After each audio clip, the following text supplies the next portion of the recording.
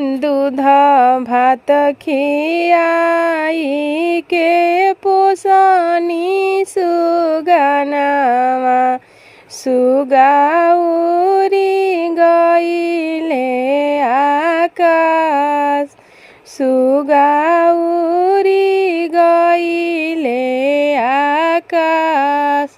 हम तोहसे पूछिला बाबू हो सुंदर बाबू कहवा बीतौला सारी रात कहवा बीतौला सारी रात। दिनावा बीतौनी मम्मी राजा जी के बगिया हो रतिया बीतौनी ससुरार रतिया बीतौनी ससुरार।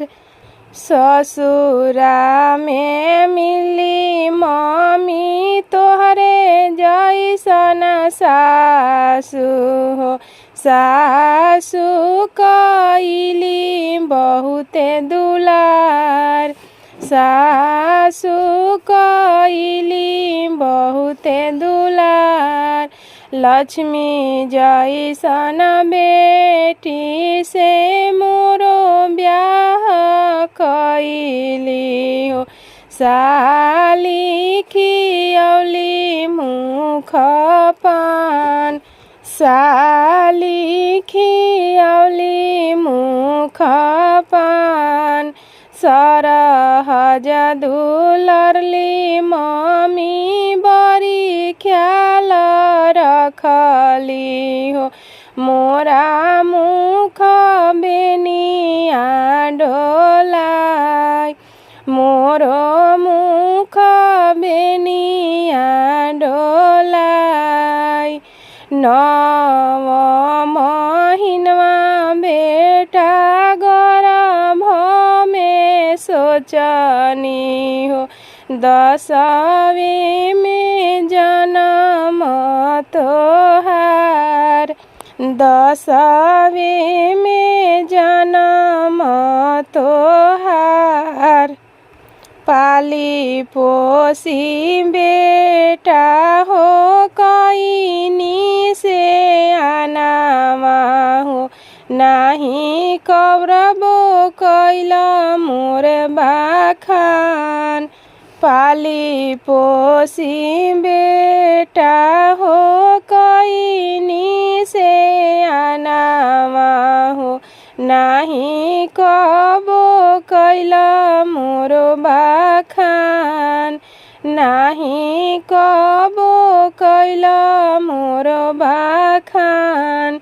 एक दिन खातिर बेटा गइला ससुररिया हो सासुजी के यातना बाखान सासुजी के यातना बाखान। एक दिन खातिर बेटा गइला ससुररिया हो सरहज के तना बाखान साली के तना बाखान।